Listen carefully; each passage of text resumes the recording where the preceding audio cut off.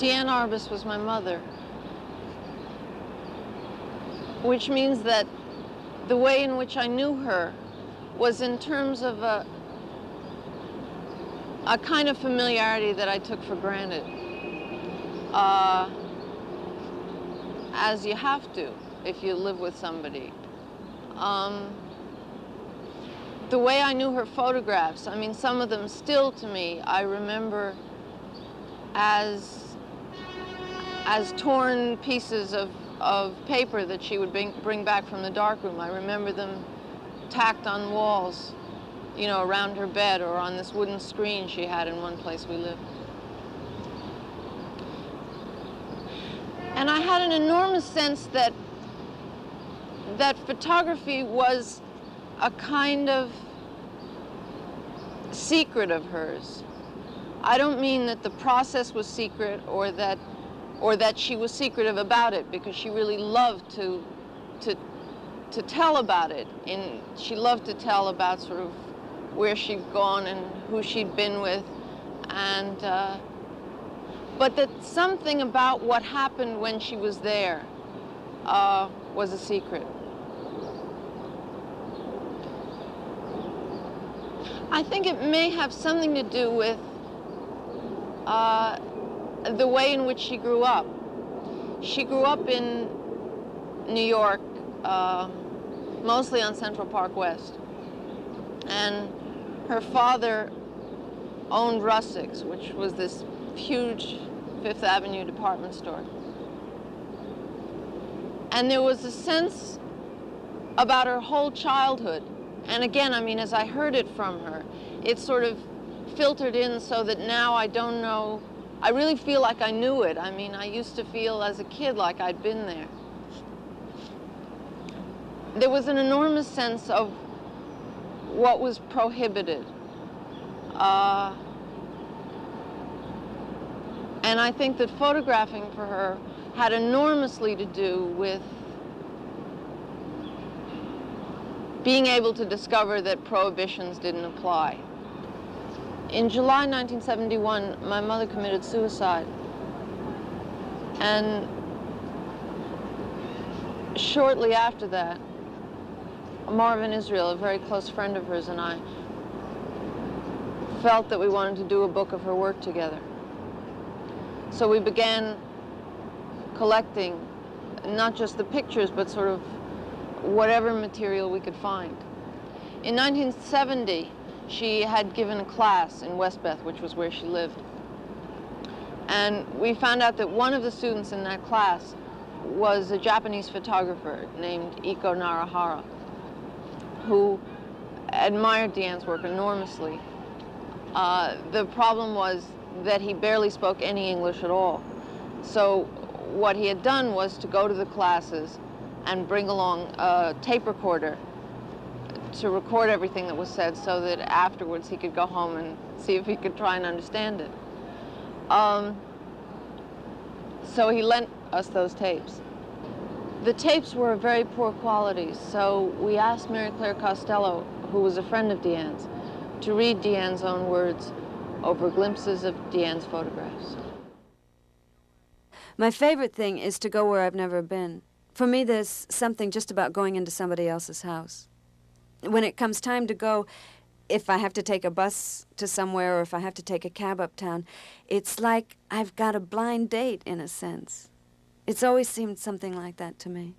And sometimes I have a sinking feeling of, oh God, it's time and I really don't want to go. And then once I'm on my way, something terrific takes over about the sort of queasiness of it and how there's absolutely no method for control. If I were just curious, it would be very hard to say to someone, I want to come to your house and have you talk to me and tell me the story of your life. I mean, people are going to say you're crazy. Plus, they're going to keep mighty guarded. But the camera is a kind of license. And for a lot of people, they want to be paid that much attention. And that's a reasonable kind of attention to be paid.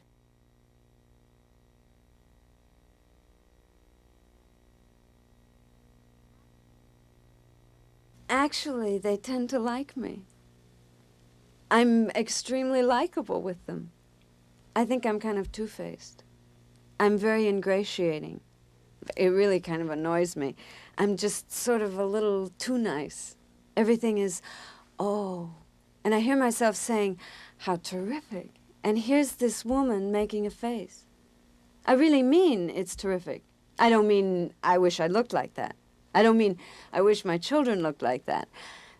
I don't mean in my private life I want to kiss you, but I mean that's amazingly, undeniably something. There are always two things that happen. One is recognition, and the other is that it's totally peculiar. But there's some sense in which I always identify with them. Everybody has that thing where they need to look one way, but they come out looking another way. And that's what people observe.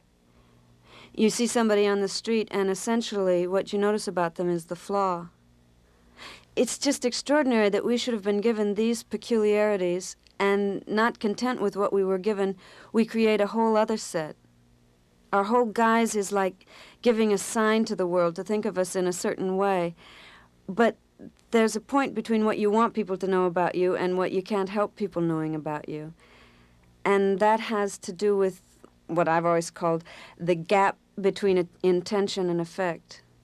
I mean, if you scrutinize reality closely enough, if in some way you really, really get to it, it becomes fantastic.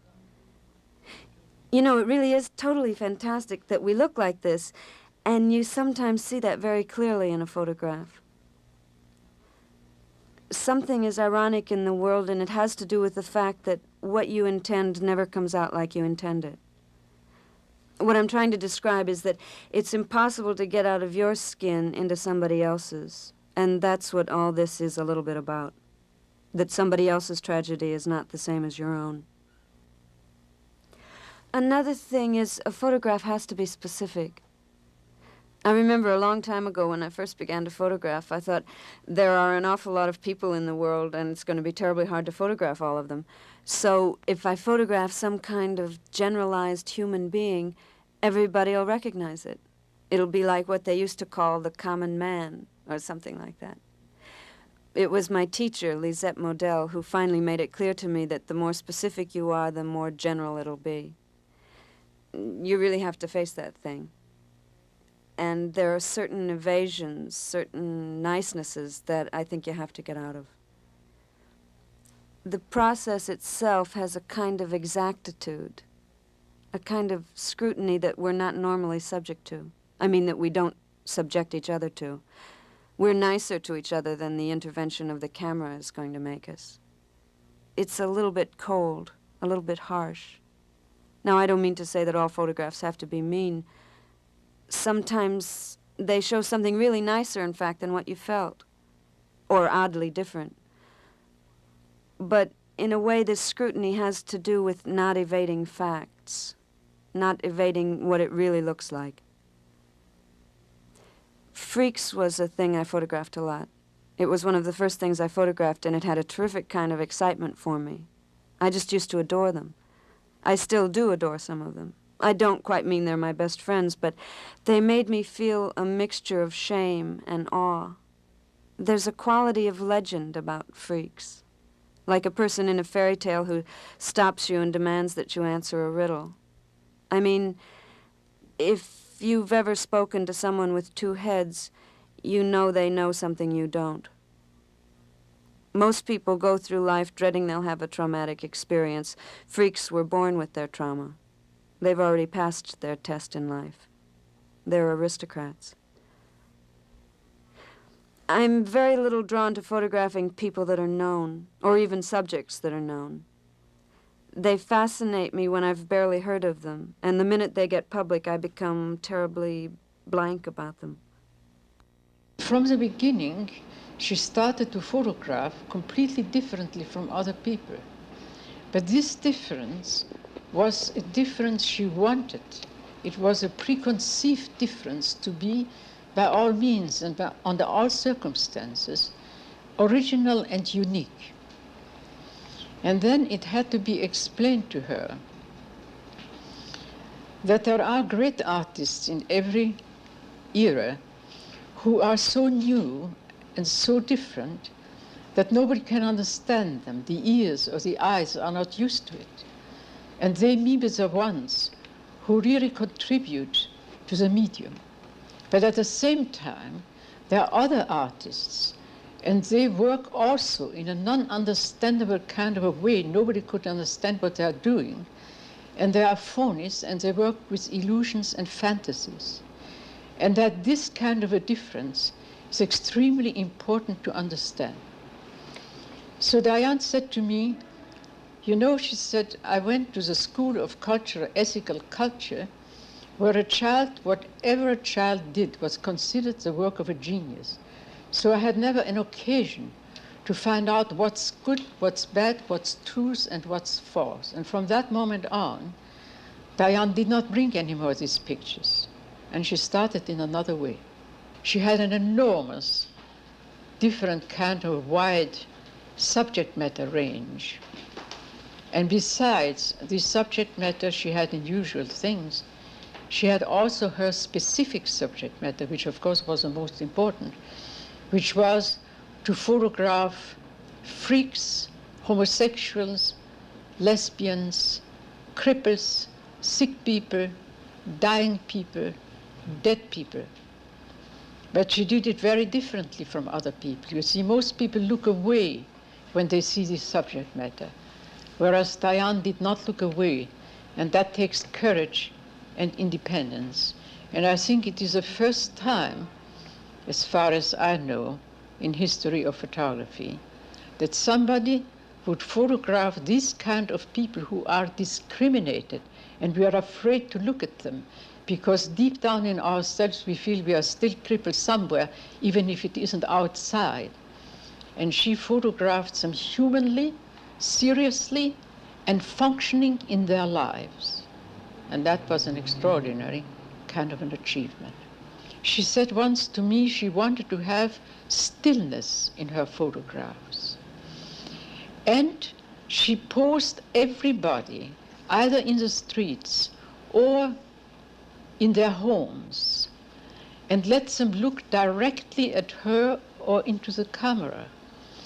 And by doing so, one would have believed that that would freeze the picture, but it was just the opposite.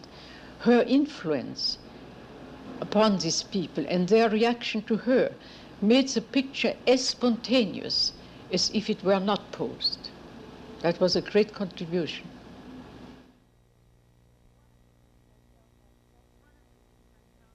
One of the things I felt I suffered from as a kid was I never felt adversity. I was confirmed in a sense of unreality, which I could only feel as unreality. And that sense of being immune was, ludicrous as it seems, a painful one. It was as if I didn't inherit my own kingdom for a long time. The world seemed to me to belong to the world. I could learn things, but they never seemed to be my own experience. I wasn't a child with tremendous yearnings. I didn't worship heroes. I didn't long to play the piano or anything. I did paint, but I hated painting, and I quit right after high school because I was continually told how terrific I was. It was like self-expression time, and I was in a private school, and their tendency was to say, "What would you like to do?" And then you did something, and they said, "How terrific." It made me feel shaky. I remember I hated the smell of the paint and the noise it would make when I put my brush to the paper. Sometimes I would not really look, but just listen to this horrible sort of squish, squish, squish. I didn't want to be told I was terrific. I had a sense that if I was so terrific at it, it wasn't worth doing. I like to put things up around my bed all the time, pictures of mine that I like and other things, and I change it every month or so. There's some funny subliminal thing that happens. It isn't just looking at it, it's looking at it when you're not looking at it. It really begins to act on you in a funny way. I suppose a lot of these observations are bound to be after the fact. I mean, there's nothing you can do to yourself to get yourself to work. You can't make yourself work by putting up something beautiful on the wall, or by knowing yourself. Very often, knowing yourself isn't really going to lead you anywhere. Sometimes it's going to leave you kind of blank. Like, here I am, there's a me, I've got a history, I've got things that are mysterious to me in the world, and I've got things that bug me in the world.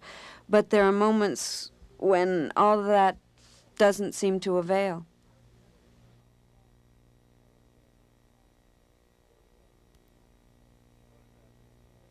Each photograph for Diane was an event, and it could be said, although it could be argued, that for Diane the most valuable thing wasn't the photograph itself, the art object. It was the event, the experience.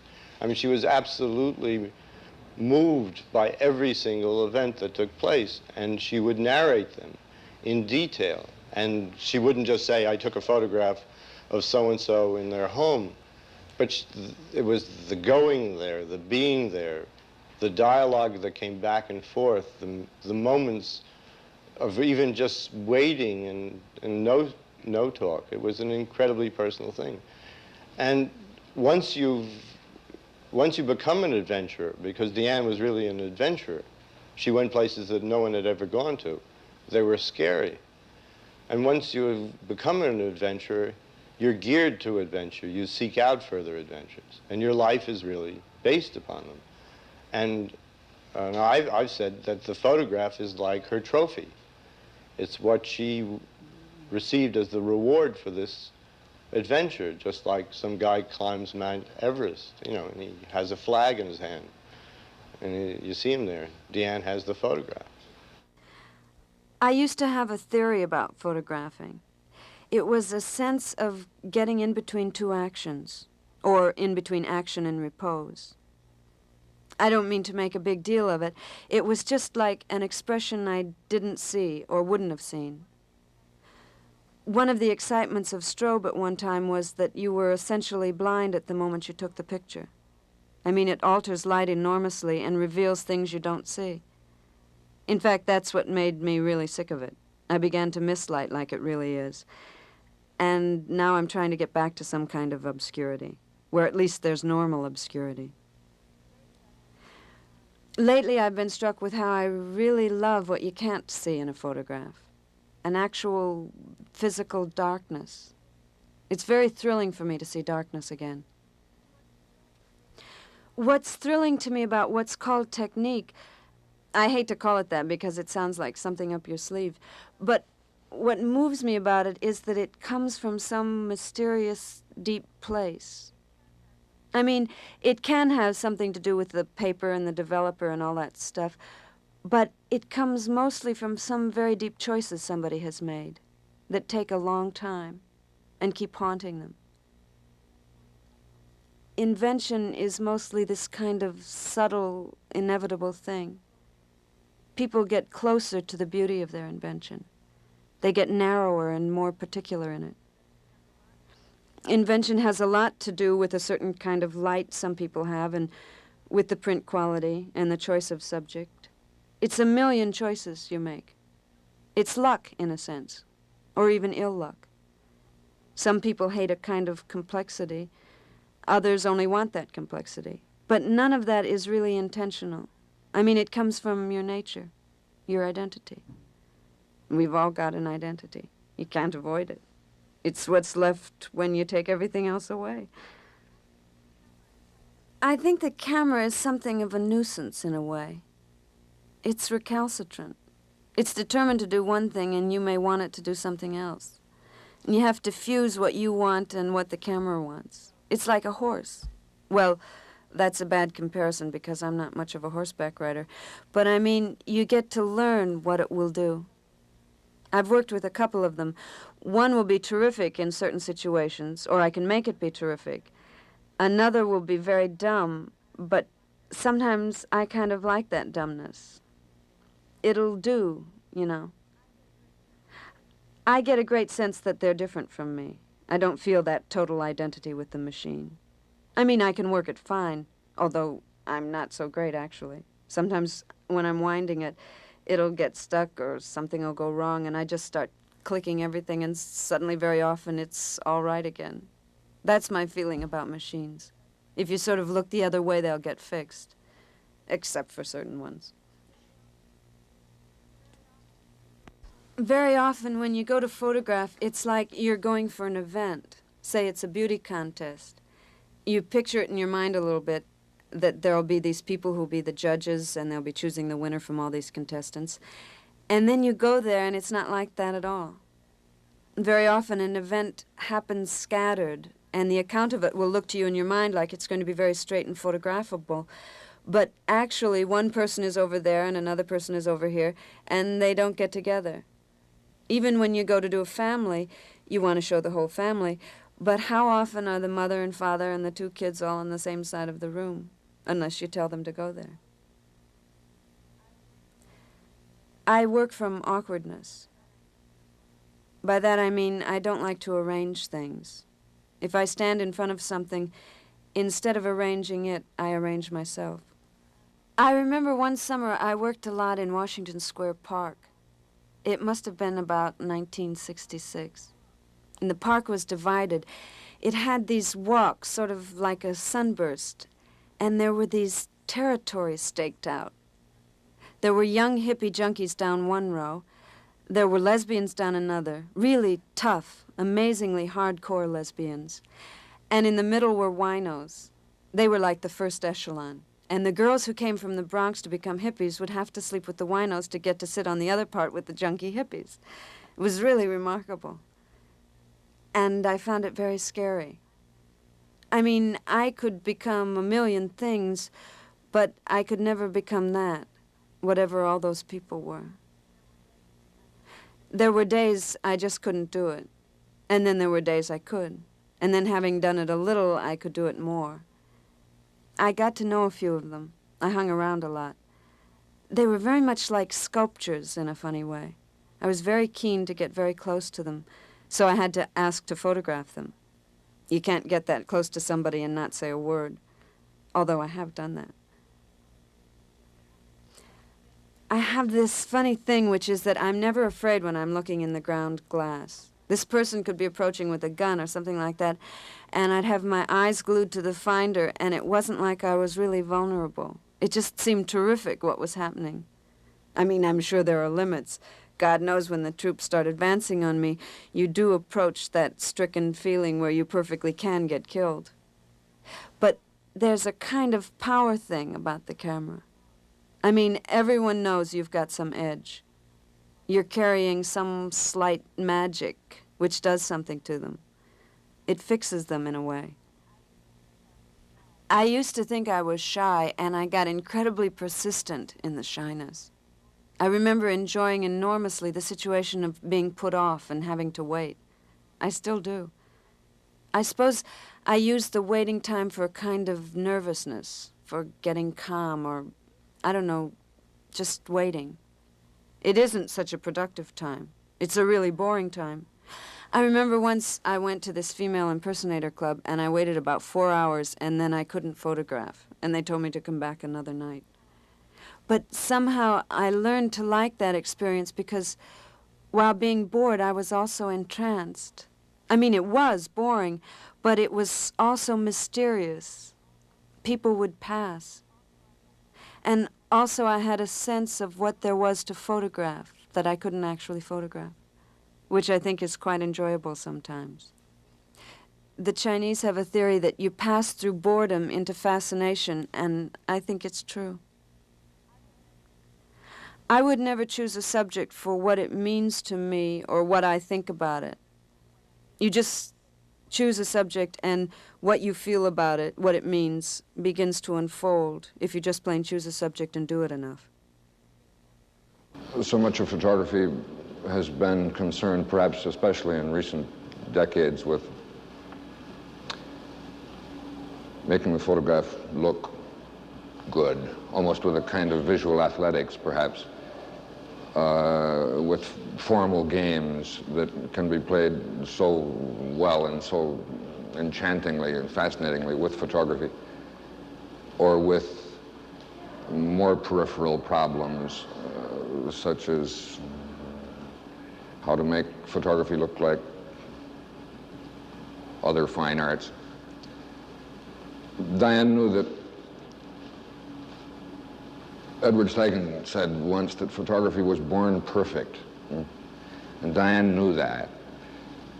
She knew that at its absolutely simplest, most primitive, most direct and unembellished way, the problem for the photographer was simply to understand absolutely and with precision and with sensitivity and with complete clarity what it was that was out there that you were looking at, and what were the secret meanings that exist wherever one looks, if one looks with enough intelligence and enough wit and enough precise enough intuitions. The influence that she's had has been simply enormous, because it looked, when all of us, when we first looked at Diane's pictures, it was almost as though we were starting again, as though we were back in the days of the daguerreotype, or back in the days of Matthew Brady, and it was a new, fresh, unused medium again. All the fanciness had been stripped away, and all that was left was the marvelous, clear, airless experience of life, absolutely without any interposition of concern for effect or concern for, in a sense, any concern for art. That's of course, that's not really true. She was always an artist, and she knew she was an artist. Her way of being an artist, you know, was to conceal that fact as fully as she could from us when we looked at the pictures. The thing that's important to know is that you never know. You're always sort of feeling your way. One thing that struck me very early is that you don't put into a photograph what's going to come out, or vice versa. What comes out is not what you put in. I never have taken a photograph I've intended. They're always better or worse. For me, the subject of the picture is always more important than the picture, and more complicated. I do have a feeling for the print, but I don't have a holy feeling for it. I really think what it is what it's about. I mean, it has to be of something, and what it's of is always more remarkable than what it is. I do feel I have some slight corner on something about the quality of things. I mean, it's very subtle and a little embarrassing to me, but I really believe there are things which nobody would see unless I photographed them.